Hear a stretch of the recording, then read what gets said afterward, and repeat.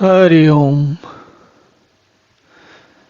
महाराज दशरथ आगे कहते हैं, मागु माथ अबहीं देवतो ही राम बिरहि जनि मारे सि मोही। राखु राम कहूँ जेते ही भांति नाहि त जरहि जन्म भरि छाती। महाराज दशरथ की दशा अब ये हो गई है, कैकेयी को समझाते समझाते कह रहे हैं, तुम मेरा मस्तक मांग लो, मेरा सिर मांग लो, मतलब कि मेरी जान ले लो, मेरा मेरा जीवन ले लो, मैं तुझे अभी दे दूं, पर राम के विरह में तुम मुझे मत मारो। राम विरह जन मारे सि मोही। जिस किसी प्रकार से हो तुम राम को रख लो, राम को वन में मत भेजो, नहीं तो जन्म भर में तेरी छाती चलेगी। नहीं तो ये जो तुम काम कर रही हो इसके कारण तुम जीवन भर इसके पश्चाताप में जलोगी। और हम जैसा कथा में आगे देखते हैं, फिर महारानी कैकेयी जीवन भर वाकई जलती भी हैं उसके बाद पश्चाताप में।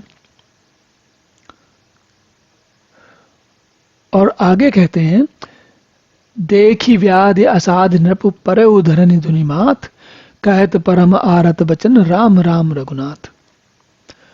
जब राजा को समझ में आया कि अब बात नहीं बनेगी, रोग असाध्य है, कैकेयी की बुद्धि बिल्कुल फिर चुकी है, तब वे आर्तवाणी से हा राम, राम का नाम लेते हुए हा राम कहते हुए सिर पीट कर जमीन पर गिर पड़े। मतलब वो हताश हो गए।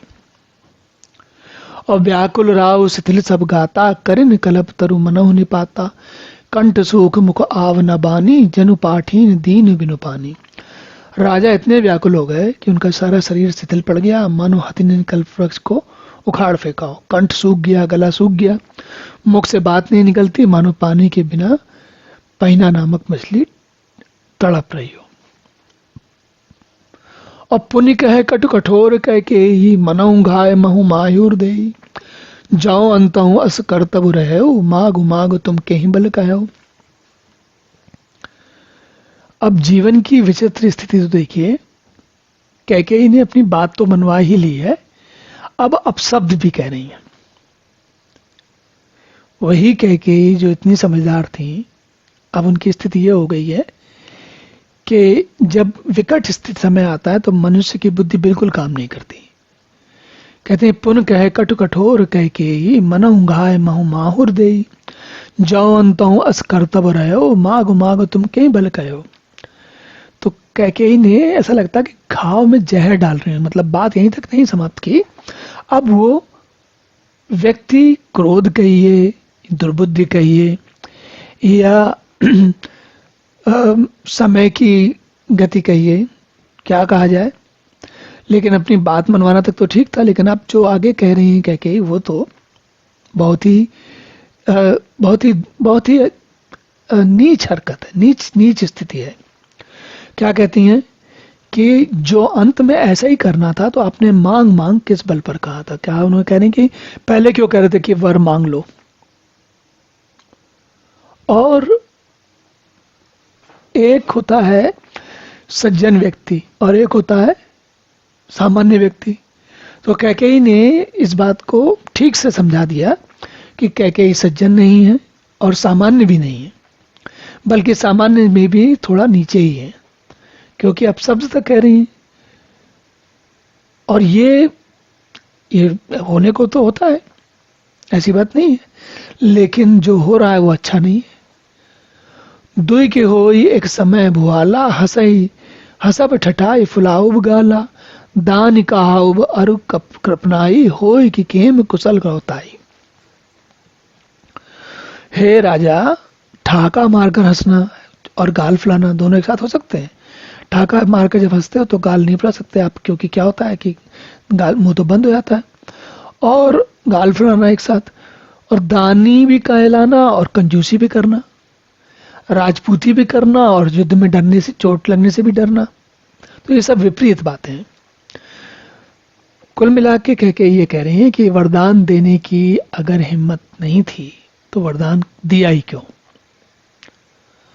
और होता क्या है कि कोई नितांत अगर ऐसा व्यक्ति हो जो आपको ना जानता पहचानता हो और कोई अपशब्द कह जाए बिना जाने, तो व्यक्ति को इतना बुरा नहीं लगता, उसको पता नहीं, उसको समझ जाता है कि भाई इनको नहीं पता कि कौन कहाँ क्या है।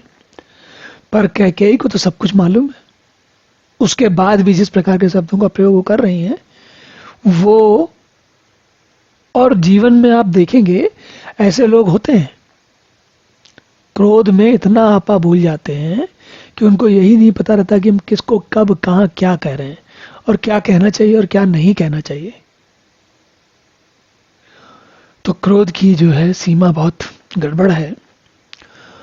और संभवतः पूरी रामचरितमानस में ये जो प्रसंग है वो सबसे ज्यादा दुखी करने वाला है। और हमने इस बारे में भी चर्चा की है कि तुलसीदास जी जो हैं उन्होंने महाकाव्य लिखा है। महाकाव्य का अर्थ क्या हुआ? हर प्रकार के रस हैं यहाँ पर। अब यहाँ क्या करुण रस जो आता है, करुण रस आ रहा है और विद्रूप आ रहा है और भी बहुत सारे रस आ रहे हैं। तो कहानी कथा ऐसी बनती है कि जो भाव है वो आपको भली भांति आपके मन में बैठ जाता है। छाड़ऊ बचन की धीरज धरऊ, जन अबलाज में करुणा करऊ, तनुते तनय धाम धनु धरनी, सत्य संद कहूँ तृण समभरनी।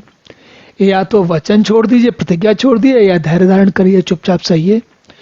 यो असहाय स्त्री की भांति रोइए पीटिए नहीं।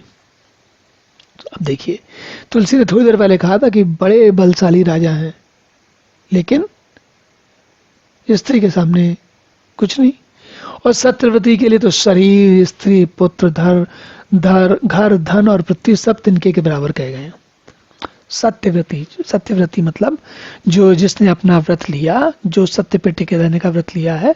राजा ने जो वरदान दिया था और वरदान को अगर पूरा करना है तो उनको इस शरीर, स्त्री, पुत्र, घर, धन, सब पृथ्वी सबके भूल जाना चाहिए।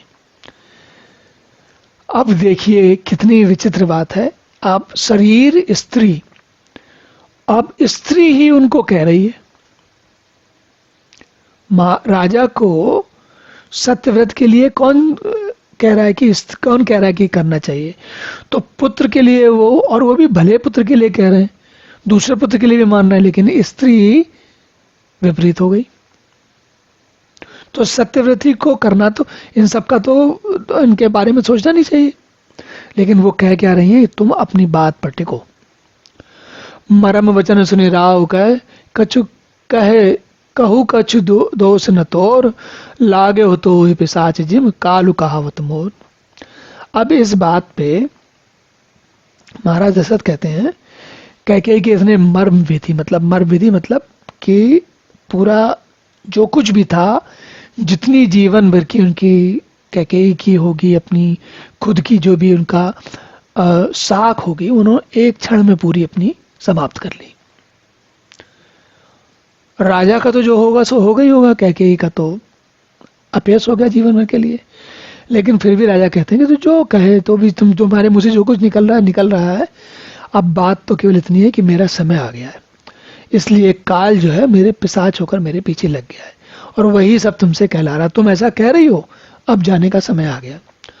और चहत न भरत भूप तही मोरे, भोरे विधि बस कुमति बसी जिये तोरे, सो सब मोर पाप परिणामु, भयो कुठार जही विदबामु। भरत को तो चाहिए नहीं राजपद, तुम्हारे मेरा जाने का समय आ गया, इसलिए बहाना बन गया है। होनहार के बस तुम्हारे बुद्धि में कुमति आ गई है और यह सब मेरे पापों का परिणाम है। राजा कह रहे हैं कि मेरी गलती है, जिससे कुछ समय में विधाता विपरीत हो गया। मतलब वो ये कह रहे हैं कि भाई मेरा ही कोई अपराध होगा जिसका मुझे अब यहाँ पर परिणाम फल भुगतना पड़ रहा है। सुबह सुबह से फिर अवधि सुहाई, सब गुण धाम राम प्रभुताई, कर यही भाई सकल सेवकाई, हुई है त्यों पर राम बढ़ाई। तेरी उजाड़ी हुई सुबह सी बसें दोबारा बसेगी, फिर अवध सुहाई बंधेगी और समस्त गुणों के धाम श्री राम की प्रभुता भी होगी और सब भाई उनकी सेवा भी करेंगे। तीनों लोकों में श्री राम की बड़ाई होगी। तोर कलंक मोर पछताऊ, मुहे न मिटे न जाय ही काऊ, अब तो ही नीक लाग कर सोई, लोचन ओट बैठ मुंह गोई। केवल तेरा कलंक और मेरा पछतावा मरने पर भी नहीं मिटेगा, यह किसी तरफ नहीं जाएगा। अब तुम्हें जो अच्छा लगे तुम करो, और मुंह छुपाकर मेरी आंखों की मतलब मेरे सामने से चले जाओ, मुझे मुंह दिखाओ, मुंह मत दिखाओ। तुम्हारी बात तो पूरी होगी, लेकिन अब हमें तुमसे बात नहीं करना, मुझसे बात मत करना। अभी लग जियो कहाऊं करी जोरी, तब लगी जन कछुब कहा सी बाहोरी।